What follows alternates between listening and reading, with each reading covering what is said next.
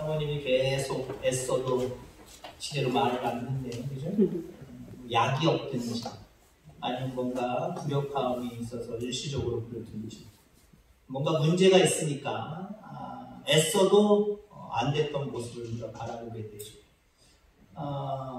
안 되는 일 없단다 노력하면은 쨍하고 뜰 날이 나오는. 근데 노력하면 안 되는 일들 많아요. 힘써도 못하네. 찬양에도 분명히 나와 있잖아요. 내가 힘쓰는 대로 애쓰는 대로 길이 열리고 잘 되어주면 얼마나 좋아요. 근데 나는 최선을 다하고 열심을 다하고 땀 흘려서 다하고 죽을 각오를 다해서 애썼는데도 불구하고 안 될 때가 있어요, 없어요? 있어요. 많아요. 그죠? 많아요. 내가 생각한 대로, 내가 뜻하는 대로, 그래서 조금만 노력만 해도 그대로 되어진다면 얼마나 좋겠어요. 생각하는 대로 안 돼요. 뜻하는 대로 안 돼요. 열심히 노력하고 힘을 쏟아도 안 될 때가 참 많이 있어요. 그럼 여러분들, 앞으로 인생을 살아가면서 애쓰는데도 불구하고 잘 안 될 때, 애쓰는데도 불구하고 길이 막힐 때, 어떻게 하시겠습니까? 이번에 설 명절 때 옛날 그 연예인들이, 특히 그 우먼들이 그 옛날 사람들이 나와서 옛날에 했던 것들을 몇 년 전, 10년 전, 그 이전의 것들을 가져다가 다시 하는 그런 모습들을 잠시 잠깐 봤습니다. 잠시 잠깐 봤는데 저도 옛날 게 생각나더라고요. 몇 년이 됐는지 잘 모르겠지만 뭐 개그 콘서트인지 어떤 건지 잘 모르겠어요. 제목은 잘 모르고 지나가다가 슬쩍 본 건데 애정남 아십니까? 몰라요? 애정남 이게 뭐냐면은 애매한 것을 정해주는 남자. 그래가지고요 갖가지 소재를 가지고 나와서 그 사람들이 이렇게 애매할 때는 내가 정해드립니다요. 그러면서 정해드리는 게 있어요. 설 명절이 되면 아이들 얼마나 세뱃돈을 줘야 되는지 걱정하시는 분, 그 문제를 애매하게 생각하시는 분, 그러면서 뭐라고 얘기를 하냐면 옛날 거 제가 기억하는 거예요. 초등학생은 얼마, 중학생은 얼마, 고등학생은 얼마, 대학생은 얼마, 내가 이렇게 정해드립니다. 고민하지 마시고 요대로 하십시오 하고 정해주는 거예요. 그러면 하나님이 여러분들의 앞길을 지도하시고 알려주십니다. 아멘. 그러면 하나님이 정해주시면 좋지 않을까요? 그죠? 애써도 안 되는 일이 생길 때 하나님 바라보시길 바랍니다. 그럼 하나님이 정해주세요. 안 되는 일이 왜 안 되는 일인지, 왜 안 되는지, 그럼 안 되는 일을 가지고 계속 애써야 되는 건지 아니면 다른 걸로 정해주시는지 그 음성을 잘 들어야 돼요. 자, 여러분에게 애정남을 소개합니다. 개그맨을 소개하는 게 아니에요. 애써도 안 될 때 그걸 정해주는 하나님, 그분을 소개하려고 합니다. 애써도 안 될 때, 에이, 내 밥이 아닌가 봐. 그냥 포기하지도 마시고요. 여러분들 생각이 안 되니까 다른 방법을 해봐야지 하고 다른 방법도 여러분들이 생각하지 말고요. 도대체 내가 애써도 이 문제가 왜 막힐까? 이 길이 왜 막힐까? 한번 고민해 보시고요. 다시 재차 시기의 문제구나 아니면 여러 가지 방법의 문제구나 똑같은 일이지만 다시 도전하기도 하시고요. 어떤 경우는 그게 아니기 때문에 길을 막으시는 거예요. 그러면 하나님 앞에 물어보고 여쭤보고 하나님이 이게 아니라 이걸 원하시는 거구나. 그럼 나는 이쪽으로 방향을 빨리 선회해야지 라고 바꾸는 게 최고예요. 애써도 안 될 때 하나님은 이렇게 하라고 말씀하실 줄 분명히 믿습니다. 그 음성을 매일같이 여러분들 들을 수 있는 저와 여러분들 다 되기를 주의 이름으로 축원합니다. 오늘 바울이 본문의 주제가 되고 중요한 인물이 되는 사람입니다. 그는 두르기아와 갈라디아 땅을 지나서 무시아에서 비두니아, 한마디로 아시아로 가려고 노력을 합니다. 그래서 결국 그가 머물렀던 것이 드로아인데 이 드로아는 아시아와 유럽의 경계선이고 엄연히 따지면 아시아 쪽에 속해 있는 경계선이면서도 아시아 쪽에 속해 있는 그리고 그 사이에 강이 하나 흐르고 있습니다. 거기에 갔어요. 이미 갔어요. 그래서 아시아에 돌아다니면서 내가 복음을 전해야지 라고 하는 마음을 가졌고 그렇게 작정을 하고 그렇게 계획을 세우는 모습을 바라보게 됩니다. 자, 그런데 하나님의 영이 그를 막으세요. 그 길을 막으십니다.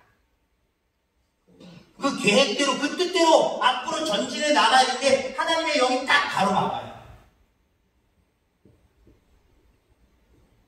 그리고 그에게 말씀하십니다. 환상을 보게 하시죠. 마게도냐 청년 하나가 서서 건너와서 우리를 도우라라고 하는 음성과 환상을 봅니다. 결국 그는 드로아에서 건너서 유럽 방향으로 선회하는 모습을 바라보게 됩니다. 그리고 오늘날 우리가 그 바울이 복음을 증거했던 것처럼 그런 어떤 유럽의 복음화를 이루는 모습을 우리가 바라보게 된다라고 하는 거죠. 그리고 거기서 루디아를 만나게 되죠. 자주장사 루디아를 만나서 결국 큰 복음의 역사가 나타나는 모습이 바로 오늘 본문과 본문 이후에 되어지는 그런 내용들입니다. 바울이 애를 썼는데도 불구하고 길이 막히는 상황이 벌어졌어요. 더군다나 바울이 애쓰는 게 뭐예요? 다 복음을 위한 거잖아요. 생각해보세요. 아시아로 가서 복음을 전하나 유럽으로 가서 복음을 전하나 복음을 전하는 거, 이 생각 기특하잖아요. 귀한 거잖아요. 예를 들어서 선을 행하고자 하는 마음과 악을 행하고자 하는 마음이 있어서 악을 행하고자 할 때는 하나님 이런 하고 금방 불호령을 내시겠지만 바울이 정한 거는요 다 귀한 거예요. 어디든지 복음이 증거돼야 되잖아요. 유럽도 귀한 거고요. 아시아도 귀한 거예요. 근데 바울의 마음속에는 아시아로 정한 거예요. 근데 하나님이 길을 막으세요. 자, 여러분들 애써도 길이 막힐 때가 있습니다. 선한 일이라고 할지라도 길이 막힐 때가 있습니다. 그럴 때 여러분들 하나님 바라볼 수 있기를 바랍니다. 그래서 하나님 바라봄으로 말미암아 왜 길을 막으셨나라고 하는 것을 먼저 깨달아야 돼요. 왜 길을 막으셨나? 그 막힘이 하나님 때문인 줄 먼저 인정할 수 있는 저와 여러분들 되길 바랍니다. 아, 하나님이 이 길이 아닌가 보다 생각하셔서 막으셨나 보다. 거기에 의구심을 가지고 하나님 앞에 무릎 꿇고 묻는 모습이 있어요. 왜 하나님 길을 막으시나요? 왜 애써도 힘써도 왜 길을 막으시나요? 막으시는 하나님 앞에 여러분들 물을 수 있게 되기를 바랍니다. 하나님은요 사건을 통해서 환경을 통해서 우리를 인도해 가시는 분이에요. 그러니까 그 환경 사건 그냥 우연히 일어나는 게 없어요.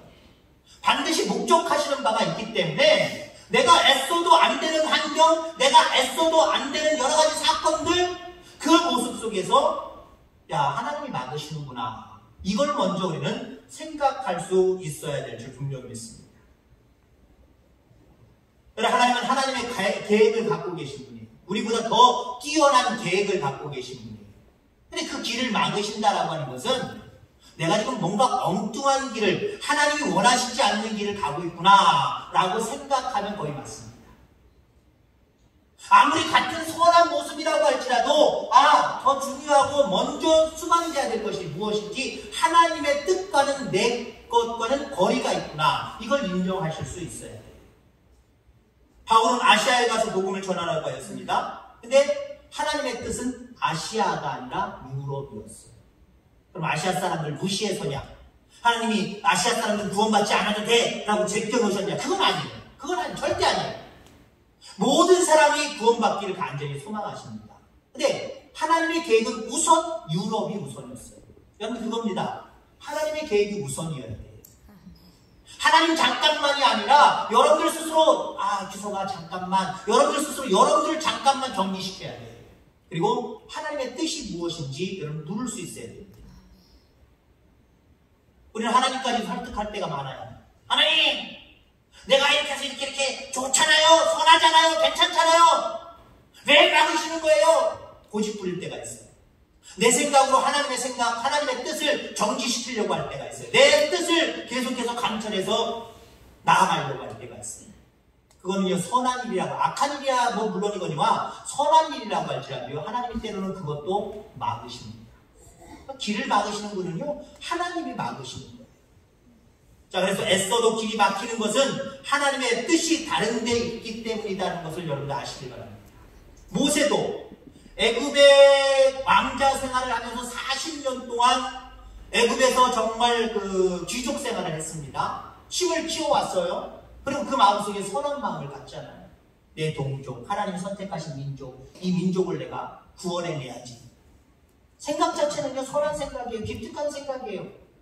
근데 하나님은 그때가 아니었어요. 때가 아니었어요. 지금은 아니었어요. 하나님의 뜻이 아니었어요. 하나님 막으시잖아요. 자기는 자기 나름대로 한 작은 행동이었지만 그 작은 행동이 결국 애굽에서 버티고 있을 수 없는 상황으로 하나님이 만들어 놓으십니다. 도망가 버리죠. 도망가 버리죠. 그리고 자기는 아무 생각 없을 때 모세야 모세야 가시떨기 나무에서 모세를 부르시기도 하지만 또 나중에 80이 되었을 때도 하나님이 그를 찾으시고 부르십니다. 나는 못합니다. 그리고 하나님의 때가 되고 하나님의 뜻이 그런 거면요 결국 하게 하시는 거예요. 결국 이루게 하시는 거예요. 근데 자기가 할 수 있다, 이때다 라고 생각했을 때 하나님의 뜻과는 거리가 멀지만 할 수 있는 여건과 상황이 다 되고요 하나님 막으시니까 안 되더라고요. 어떤 일을 추진할 때 이건 돼, 분명히 돼. 안 될 이유가 하나도 없잖아. 근데 그 길이 막힐 때가 있어요. 하나님 막으시는 겁니다. 하나님의 때가 아니고 하나님의 뜻이 아니기 때문에 막으시는 거예요. 한나라고 하는 여인은 엘가나와 결혼을 합니다. 근데 애를 낳을 수가 없어요. 애를 낳을 수가 없어서 분인나라고 하는 여인을 이 엘가나가 임시로 아내로 맞이하죠. 거기서 금방 아이가 생깁니다. 그 이후로부터 이 분인나라고 하는 여자가 본처죠. 어떻게 보면 형님이죠. 한나를 깔봐야 무시해요. 괄시해요. 그 기간이 18해입니다. 18년. 한나는요 18년 동안 계속 고난을 받고 있습니다. 내가 특별히 하나님 앞에 잘못한 것도 없는데 믿음으로 살았는데 말씀으로 살았는데 왜 하나님 내 길을 막으십니까? 행복으로 향하는 나의 길을 왜 막으십니까? 왜 나는 아들을 주시지 않아서 왜 다른 여인이 내 남편과 관계를 맺고 왜 그 사이에서 아들을 낳았으며 결국 그 여인에게 내가 왜 이렇게 갈시당하고 멸시당해야 됩니까? 오랜 세월 동안 눈물을 흘려가면서 기도했어요. 결국 얻어진 게 뭐예요? 사무엘이다. 걸출한 선지자를 그 한나가 낳았잖아요. 이스라엘 민족의 큰 역사의 한 획을 긋는 그런 선지자가 됐잖아요. 그의 폐에서 난 자식이. 왜 그 긴 18년 동안 왜 고통당하게 하셨을까요? 왜 형통한 길과 행복한 길을 하나님이 막으셨을까요? 다 뜻이 계셔서 그래요. 비록 힘들고 어렵고 많은 무시와 갈시를 당하면서 가슴이 찢어지는 그런 모습들을 경험했지만 한나는 그 기간 동안 기도의 사람이 됐어요. 하나님이 기뻐하는 사람이 됐어요. 그리고 눈물을 흘려가면서 그 기간 동안 계속해서 기도할 때 하나님이 사무엘 선지자를 그 태를 통해서 허락하셨습니다. 여러분들 하나님이 길을 막으실 때 잠깐 몇 시간 막아도 답답하시겠죠? 때로는 몇 달을 막으실 수 있어요. 몇 년을 막으실 수도 있어요. 아니 죄송하지만 일평생을 막으실 수도 있어요. 하나님의 뜻에 늘 순종해 갈 수 있는 저와 여러분들 되기를 주의 이름으로 축원합니다. 자, 그 다음에 하나님이 애써도 길을 막으실 때 왜 막으실까? 그 이유는요, 하나님은 영혼을 귀하게 여기세요. 영혼을 귀하게 여기세요. 그럼 바울은 영혼을 귀하게 여기지 않았나요? 아시아를 이쪽으로 얘기하면 이쪽 영혼을 귀하게 여기서 이쪽 영혼들이 멸망당하는 거 싫어서 그들을 구원하기 위해서 한 거예요. 근데 하나님은 이쪽 영혼이 아니라 이쪽 영혼이다 라고 생각하셨던 거예요. 그리고 우리가 어떤 일이 가로막혔을 때 바울처럼 모두가 선한 의지에서 행한 일들도 하나님은 길을 막으시는데 여러분 생각해 보세요. 영혼의 초점을 맞추지 아니하고 내 육신의 자랑과 안목의 자랑과 여러 가지 육신적인 것, 욕심을 채우고자 하는 일에 더 마음을 쏟고 그 일에 열심을 품어보세요. 하나님 막으실까 안 막으실까요? 그건 당연히 막으시겠죠. 둘 다 선한 모습인데 둘 다 선한 모습 속에 내가 선택한 건 여기여도 하나님 선택한 여기인 거 있을 때 하나님 그것도 막으시는데 선한 것과 악한 것이 있는데 여러분들 올바른 것과 올바르지 못한 것이 있는데 하나님 더 막으시겠죠. 그리고 여러분들 인생을 살아나가는데 애써도 길이 막히는 일이 많을까요? 안 많을까요? 여러분들 한번 여러분 스스로를 생각하면서 한번 생각해 보세요. 많을까요? 안 많을까요? 늘 여러분들 하나님을 기쁘시게 하면서 살아가고 있습니까? 그렇지 못하다고 한다면 길이 막히는 일들이 많을 수밖에 없어요. 왜요? 믿음 있노라 하면서도 여러분들 어떻게 살아가요? 하나님의 영광을 위해서 영혼의 초점을 맞추는 것이 아니라 나 하나에게만, 내 피부치에게만 관심을 가지고 그것에 대한 안녕과 번영과 번창과 이런 것들을 위해서만 애쓰고 힘쓰지 않아요. 하나님은 이 영혼이 아니라 이쪽 영혼이 되는 거예요. 아시아에 있는 영혼이 아니라 유럽에 있는 영혼이라고 이렇게 하셨기 때문에 바로 바울의 그 길을, 애쓰는 길을 막으셨다라고 합니다.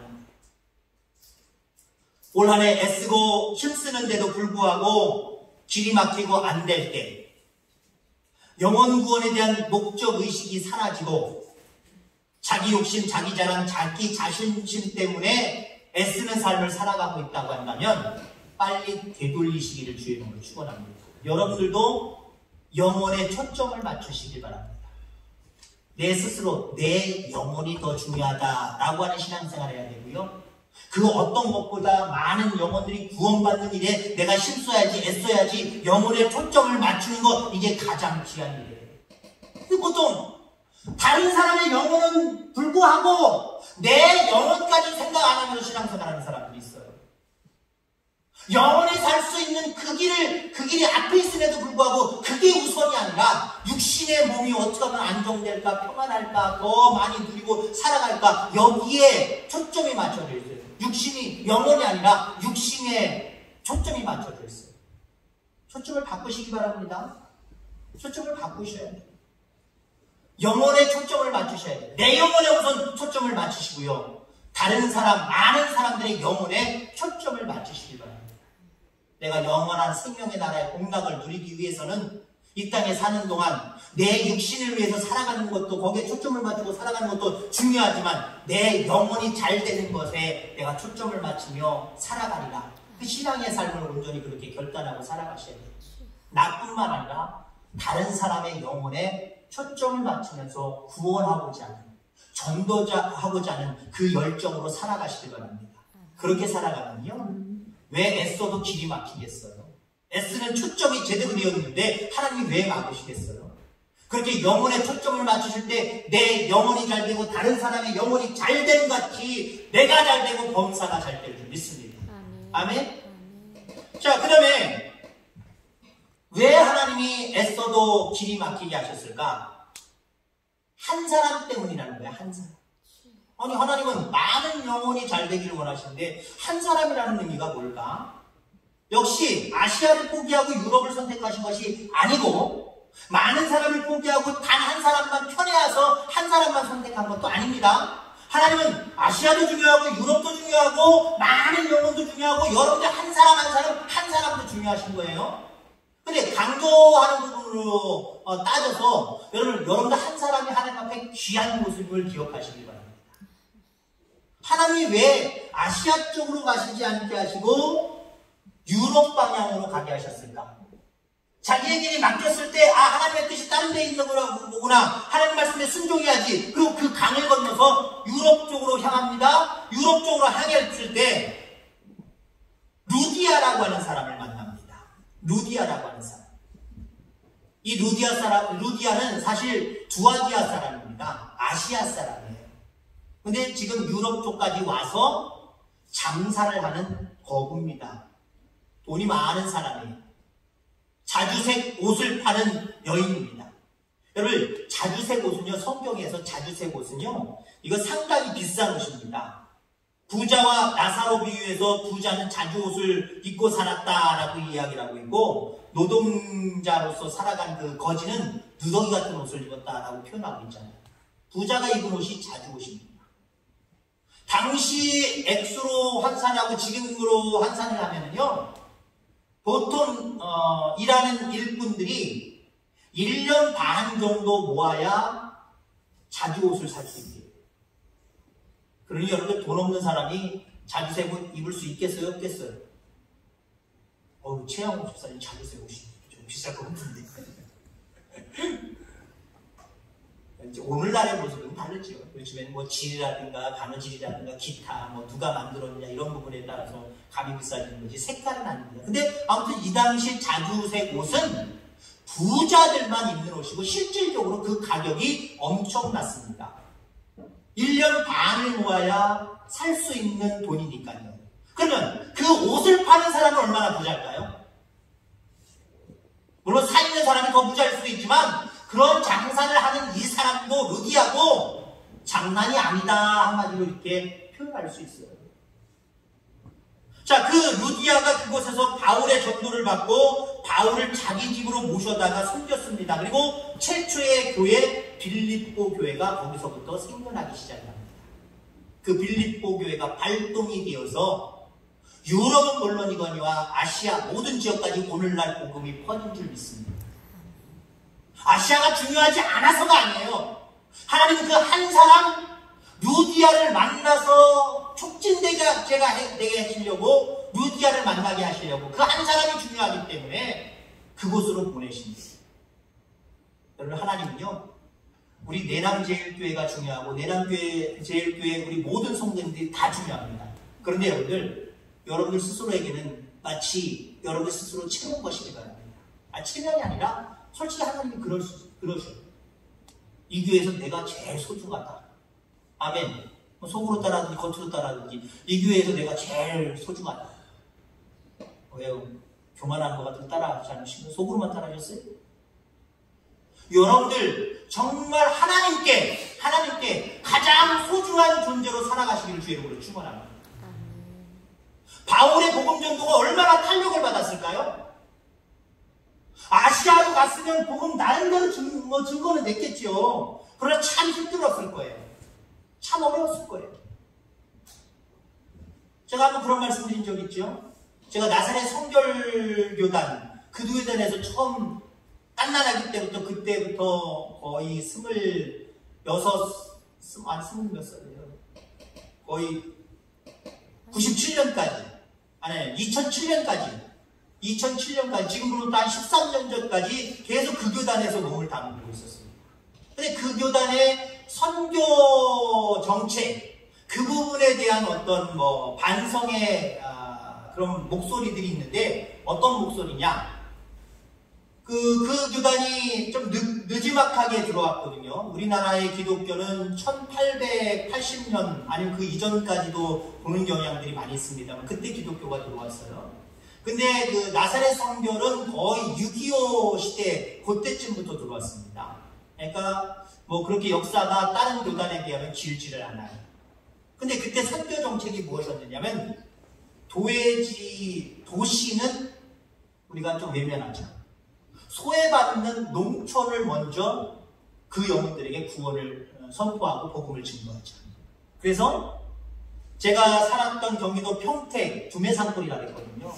지금이 아마 번화가도 있고 막 시대도 있고 서울이 가까우니까 어쩌면 여기 경주보다도 더 발달할 수도 있는 동네로 변했습니다만은 그때 제가 살았을 때는 완전히 막 깡촌이었거든요. 아니 복음이 들어왔을 때 1950년대에는 더 깡촌이었거든요.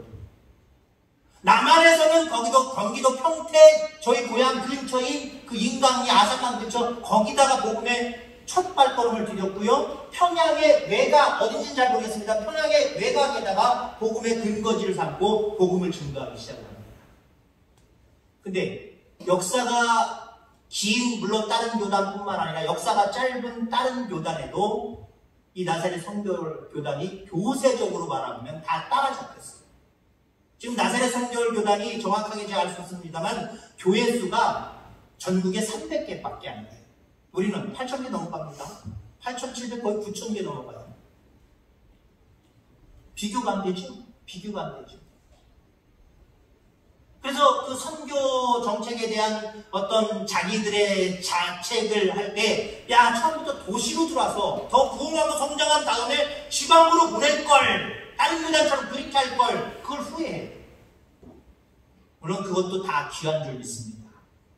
근데 여러분들, 실질적으로 어떤 복음의 어떤 효율을 따지려고 할 때, 아시아로 가서 정말 맨 땅에 헤딩하듯이 바울이 복음을 전하는 일도 귀했지만 하나님은 그것보다도 그 당시 첫 복음이잖아요. 예수님이 부활하셔서 다시 하늘로 승천하시고 성령을 허락하시고 얼마 지나지 않았을 때잖아요. 초대교회 때잖아요. 여러분, 하나님이 역사하시는 방법은요, 이게 역사랑도 관계가 있어요. 옛날에 저 어렸을 때, 아니면 우리 부모님들이 신앙생활을 했을 청년시기나 그 시기에, 그때는요 정말 기적들이 많이 일어났어요. 기도도 뭐 어떻게 따질지 모르겠지만 참 뜨거웠어요. 눈물도 많았고요, 목이 쉬도록 기도했어요. 병자가 일어나는 일들 비일비재했고 귀신이 나가는 일들 비일비재했어요. 요즘 날 병자가 일어나는 일들 요즘 기도원에도 잘 안 보이대요. 선전들도 안 하고 그런 일들도 별로 동영상도 떠드는 것도 없고요. 귀신이 나가고 귀신 들리는 사람도 요즘 별로 없는 것 같고, 옛날엔 참 많았어요. 동네에 한두 명, 서너 명, 네다섯 명은요 갑자기 미쳐가지고 귀신 역사하는 사람들 많았어요. 근데 그때는 막 일어났어요. 깨어났어요. 귀신이 나갔어요. 질병이 떠나갔어요. 요즘 시대 왜 없어요? 이제는 말씀으로, 많은 말씀을 받았기 때문에 말씀으로 살아라. 아마도 시대에 따라서 하나님이 역사하는 방법이 조금씩 달라요. 물론 요즘 날 시대에도 마귀는 떠나가고 귀신은 떠나가고 질병도 고치고 치유하는 역사 지금도 있어요. 사모하시길 바랍니다. 근데 과거에 비하면 드러내 보여서 막 보여지는 게 별로 없단 말이에요. 시대에 따라서 달라져요. 예수님이 말아주실 땐 그 시대는 초기 기독교 역사였기 때문에, 초기 교회 시대였기 때문에 복음이 탄력을 받아서 확장되기를 원하셨어요. 근데 바울이 선택한 방법은 조금은 너무 전통적인 방법, 그 복음의 진도가 확실하지 않는 방법이었어요.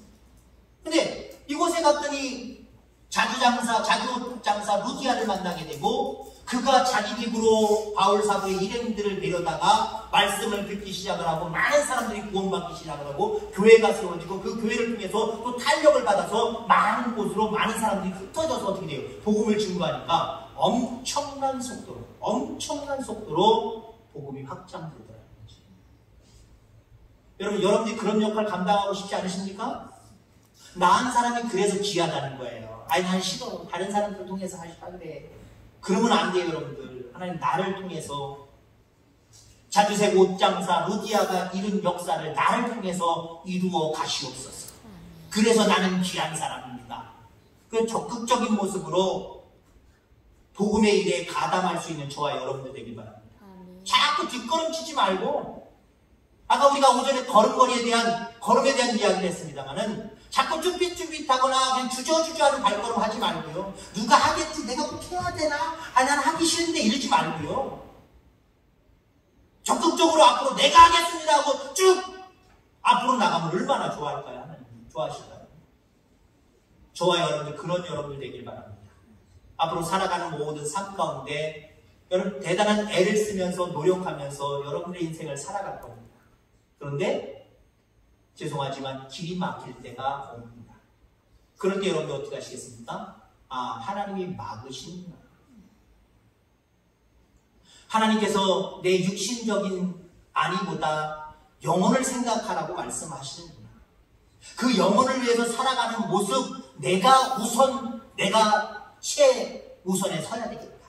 이런 각오와 다짐으로 하나님의 뜻을 따라서 늘 앞으로 발걸음질을 할 수 있는 저와 여러분들 다 되기를 주의 이름으로 축원합니다. 기도하겠습니다.